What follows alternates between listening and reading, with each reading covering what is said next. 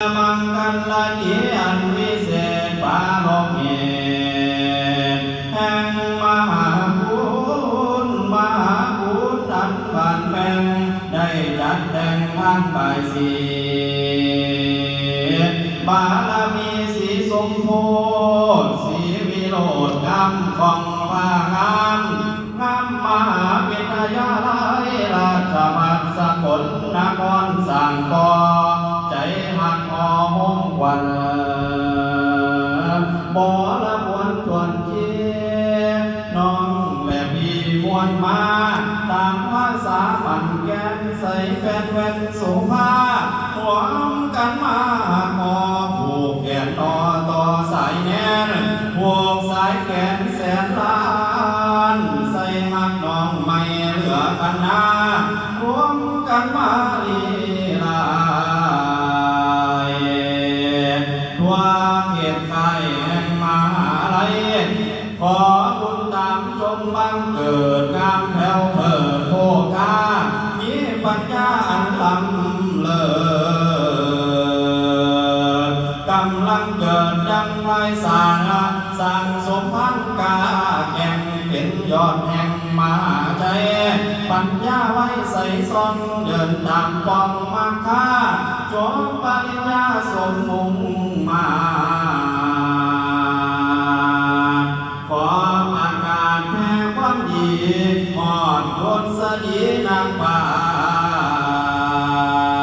ชญ์งามมีลาดใสแสงพาลาแห่งทรงผลให้รู้รับได้สมดังปราณิธานบุญบันดาลประสบโชคให้ทุกโศกเป็นภัยน้ำใจได้เพิดแผ่วขอบุญวรัตนไตรแก้วทั้งสามจงนำตามปอเก่าเกศธรรมดวงวิเศษน้อมนำพาให้นักศึกษามหาวิทยาลัยราชภัฏสกลนครนี้ให้ประสบพบพันแต่ความสุขเกษมวัฒนาสถาพรก่อวอนวานตามจิรันจิกาเพิ่งยาวนานเสืบต่อไปก็ผู้เดินมาบัดนี้มหาวิทยาลัยราชภัฏสกลนครพร้อมด้วยคณาจารย์และนักศึกษาได้มีความปีดีสิสมเสืองามล้นเลินใสดีจึงได้จัดประกอบพิธีใบสีสมโภชทุกฝ่ายยิ่งแต่ความปราโมทย์สมเสริญบิดาจึงได้พากันขวนขวายหาสาพานมีหลายได้มาปรามวนมันแต่งใส่ป่าไว้รักเสื้อตั้งเหมือนเมื่อยามหยีมีสีใสพอเศร้ามาบัดนี้ก็จึงได้ไปอาราธนาเอาอาจารย์เจ้าผู้ฉลาดมานั่งสาเดินว่าฉันกว่านะว่ามา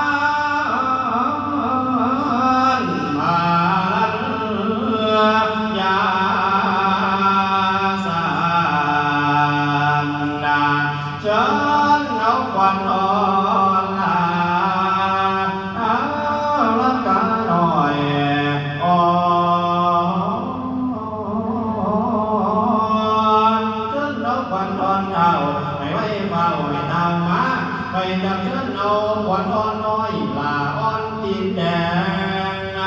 ชิญเอาขวัญนักแม่นให้ด่วนมาญาสา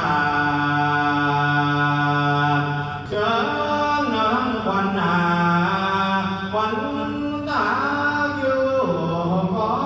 งขวัญเจ้า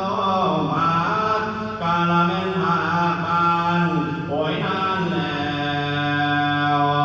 ให้ตา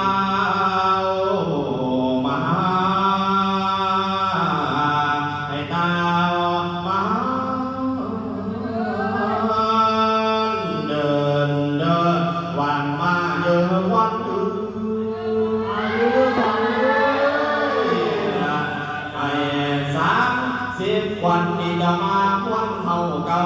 10 ควันให้จะมาอยู่เสือมาอยู่เรือในคิงทั้งควันแก่ก็ให้มาส่งแก่อยู่ลีลาลีลาลีลาลีลาลีลาลีลาละวันละยอละกลางคืนอยู่นำมาเหนือมาเย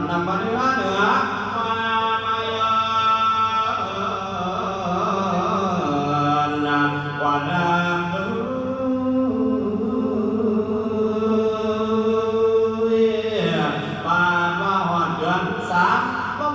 ดาวตองหอดเดือนนายเดือนนอ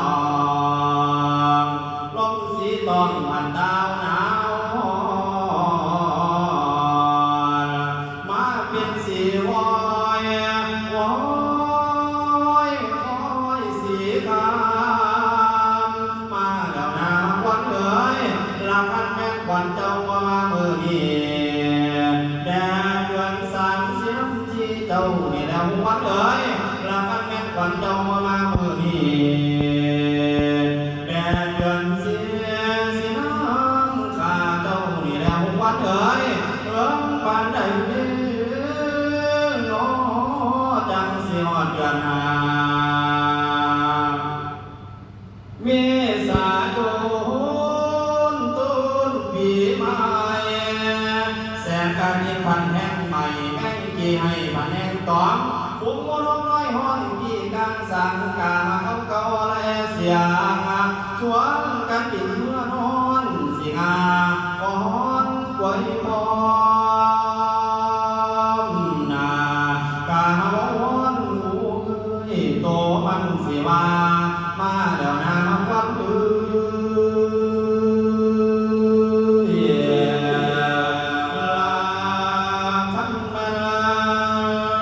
วันจะมาหอดแล้วแก้วแก้นให้สดสีปัญญามีสดใสกะวังไว้ทั้งแก่ยามีแว่มีเหลียวจำเที่ยวดึงจองได้ใบสีลำนอนให้บุญป้อนว่าซอยสู้อย่าได้มีบอนผู้หดผู้ใจกายให้สดใสแสนสีกะมองบาลามีลำอายุเดียสดใสบองละไม่ละมุนเนื้อเจ้าบัวสาวแก้วเสียน้ำแนวได้เบิดส่วนอาลาบุญนนยิ่งล้วนบ่เดียวส่วนว่านายนี้นับตั้งแต่เมื่อนี้ให้มีโชคมาหาใจผู้แน่เด้อเลิกแนวใดให้สมหวังดังมโนหมายแม่บุญน้ำแม่แม่น้ำหอย